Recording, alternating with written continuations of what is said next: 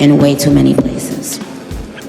In Nigeria, Christians are being targeted, driven from their homes, and killed.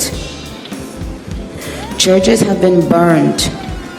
Families have been torn apart, and entire communities live in fear constantly, simply because of how they pray. She said that religious freedom means we all can sing our faith, regardless of who we are, where we live, and what we believe. Sadly, this problem is not only a growing problem in Nigeria, but also in so many other countries across the world, and it demands urgent action. She framed her speech around the idea that faith is under attack in way too many places.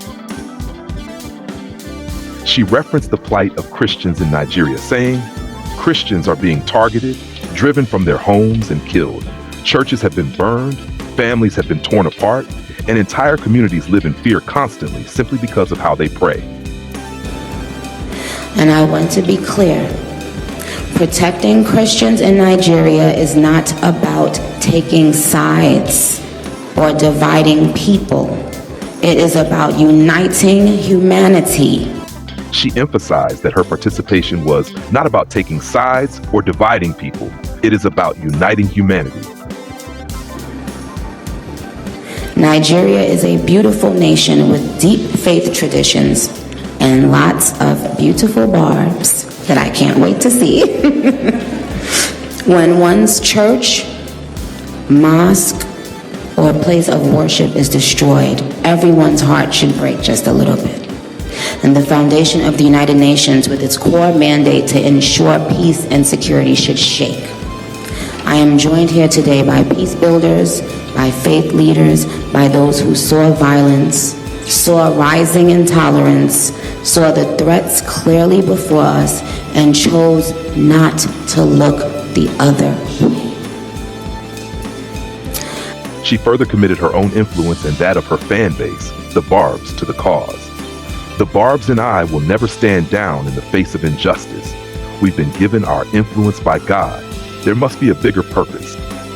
I am inspired by their work to build interfaith ties, to see the humanity across the lines which might divide us, and to fight for security and liberty for all those who pray.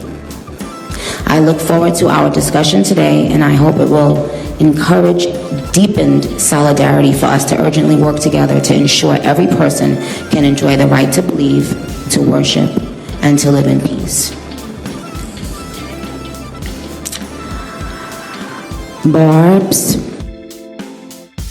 Context and caveats. The event where she spoke appears to have been coordinated with U.S. government officials, including Michael Waltz, U.S. Ambassador to the UN, and others. Nigerian officials dispute the narrative that the violence is strictly religious persecution, arguing that many of the attacks are driven by criminal, ethnic, land, water, or ideological conflicts, not purely by faith-based targeting. Some analysts have raised concerns that the framing simplifies a complex situation in Nigeria. Here's a summary of what happened and key takeaways regarding Nicki Minaj's speech today. What happened?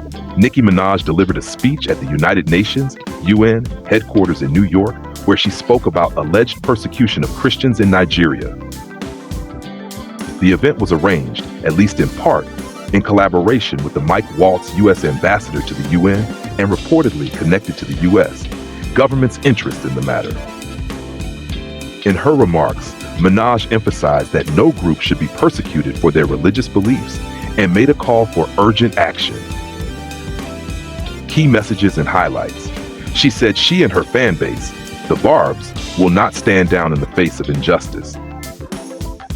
She emphasized freedom of worship and the importance of raising awareness. Open quote. Reading this made me feel a deep sense of gratitude. We live in a country where we can freely worship God. No group should ever be persecuted for practicing their religion. The speech framed Nigeria's situation as urgent, highlighting that Christian Nigerians are being targeted, though Nigerian authorities dispute the characterization that the violence is strictly religious persecution. Context and controversies. The Nigerian government has strongly pushed back on framing its security challenges as religious persecution, calling them gross misrepresentations. Some media outlets and analysts have raised concerns about Minaj's grasp of the complexities involved, ethnic, land, ideological conflicts, not purely religious, in Nigeria. The association with U.S. political messaging, particularly via the ambassador and linked to U.S. President Donald Trump's remarks, adds another layer of geopolitical tension and scrutiny. Why it matters for Nigeria, Africa. A high-profile figure like Minaj drawing international attention can amplify global scrutiny of human rights and religious freedom in Nigeria. The speech may put pressure on Nigerian authorities to respond or make public commitments regarding the protection of religious minorities. On the flip side, if the framing is seen as biased or oversimplified, it may spark backlash within Nigeria and across Africa about external narratives or agendas. For Africans and the diaspora, it underscores how global pop culture intersects with diplomatic and human rights issues, raising questions about representation, advocacy, and the complexities behind headline events.